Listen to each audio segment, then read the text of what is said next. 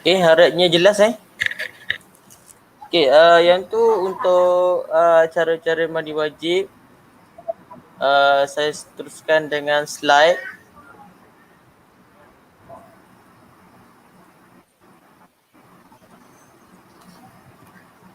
Okay, untuk yang terakhir kot, yang mandi sunat. So, nanti kita pergi untuk soalan untuk mandi sunat. Kalau tadi dah mandi wajib dah selesai. Untuk mandi sunat ada beberapa saya sebutkan kat sini lah. Sini ada dalam muka teks. Muka surat 129. So yang pertama untuk hari Jumaat. Setiap hari Jumaat, pagi Jumaat ataupun sebelum nak pergi sembang Jumaat, kita disunatkan mandi untuk mandi sunat. Yang kedua untuk hari raya, ada 2 hari raya yang kita sambut. Tak termasuk raya Deepavali yang esok ke bila? Esok Deepavali. Hari Sabtu Deepavali. Itu tak termasuk. Nak mandi yang tu tak kira sebagai mandi sunat. Untuk hari raya Aidilfitri Aidil Adha sahaja. Dan yang sebenarnya sebelum solat sunat meminta hujan. Yang keempat, sebelum solat sunat gerhana ada 2 jenis gerhana, bulan dan gerhana matahari. Yang kelima, selepas mandikan jenazah kita disunatkan mandi. Yang keenam berkaitan dengan mandi yang berkaitan dengan ibadat haji. Ada empat masa. Yang pertama sebelum ihram, yang kedua adalah sebelum berwukuf, yang ketiga sebelum melontar jamrah, dan yang keempat sebelum masuk ke Mekah ataupun Madinah untuk yang berkaitan dengan haji.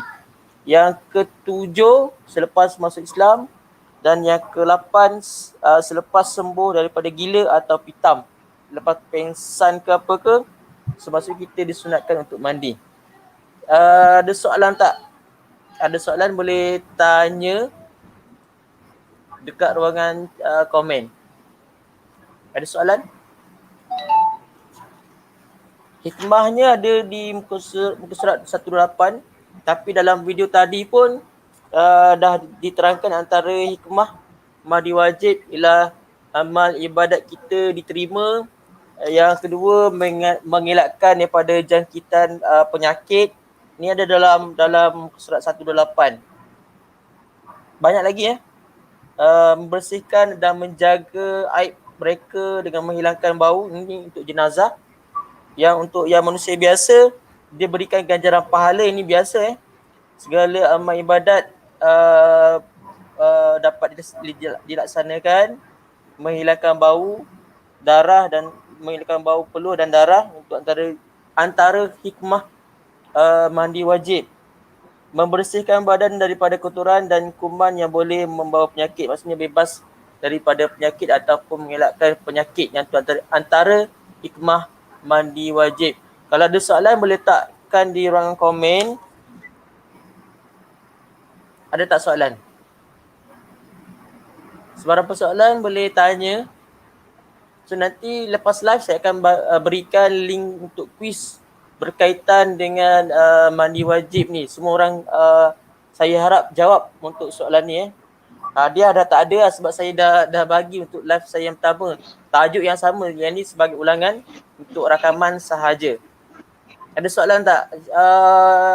Ustazah Anika ada soalan untuk Ustazah Fazlina. Boleh kongsi ataupun nak tambah apa-apa boleh tambah. Ada tak? Fika dulu. Fika ada soalan? Okey. Ini saya kongsikan sikit Ustazah dia punya statistik untuk daripada Jabatan Agama Islam Negeri Selangor. Berdasarkan dia punya kajian ataupun dia punya soal selidik, sebanyak 40% rakyat ataupun warga maksudnya setempat negeri Selangor ni, satu negeri lah kot. Mungkin dia ambil respon daripada beberapa daerah. Sebanyak 40% yang tak tahu mandi wajib. Satu statistik yang agak mengejutkan. Maksudnya dalam kelas tu, dalam murid kita ni, maksudnya separuh tu, hampir separuh tak pandai mandi wajib.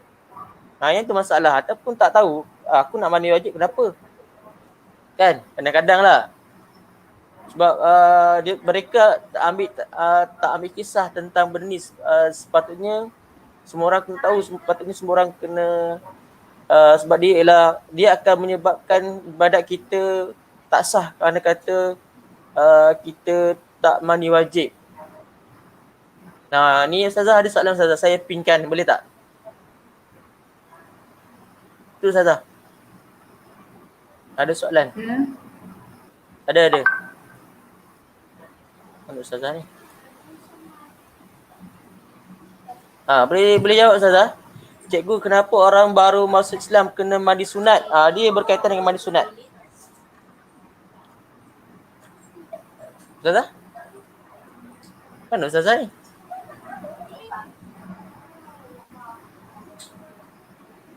Ustazah? Ustazah, ada soalan tu.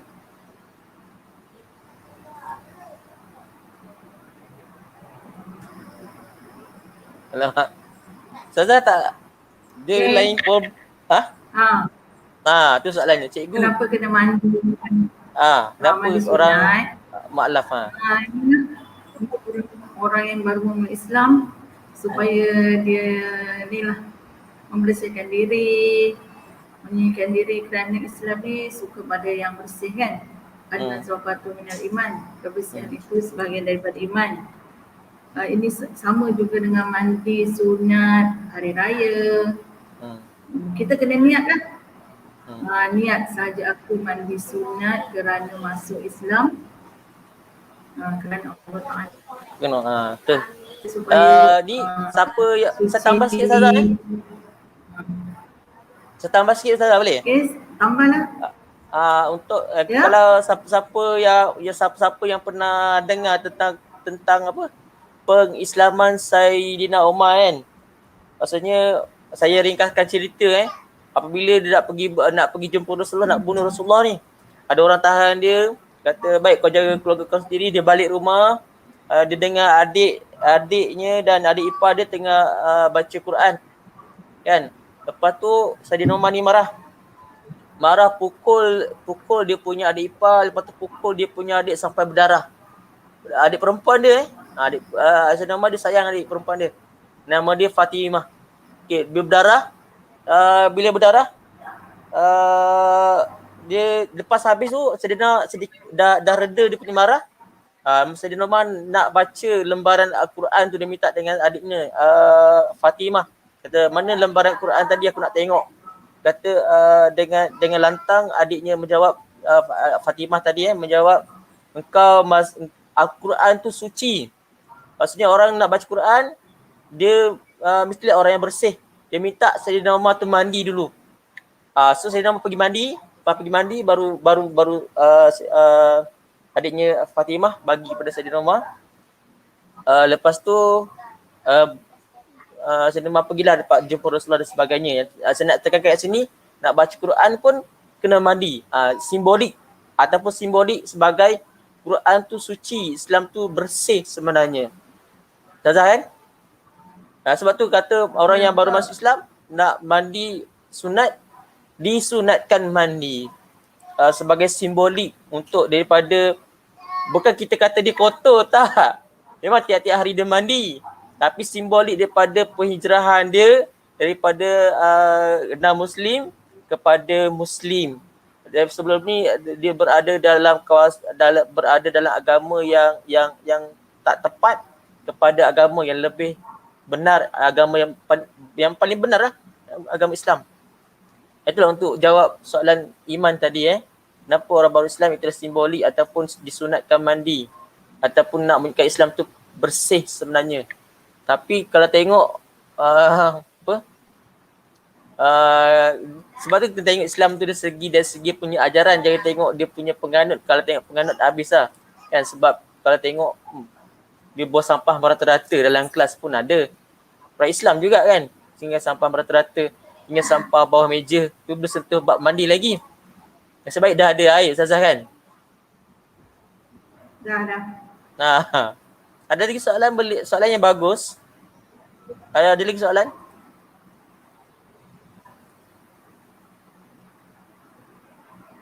Ada lagi soalan? berkaitan dengan mandi wajib ataupun mandi sunat? Boleh tanya. Ataupun nak tanya tentang darah, bolehlah tanya Ustazah. Kalau nak tanya saya kurang pakar sebab saya lelaki. So tak didatangkan dengan benda-benda tu semualah. Boleh tanya Ustazah Fazlina ataupun Ustazah Afiqah. Macam mana cara yang betul untuk saya kongsikan sebab tu Islam tu bersih. Sebab selepas datang ataupun masa datang tu memang kalau perempuan dia pakai pad, dia kena cuci bersih-bersih. Kalau camping ke apa ke, memang saya tekankan benda ni sebab kita tak nak benda-benda asing yang sebab untuk makluman, benda makhluk halus, jin ni dia suka benda-benda yang kotor.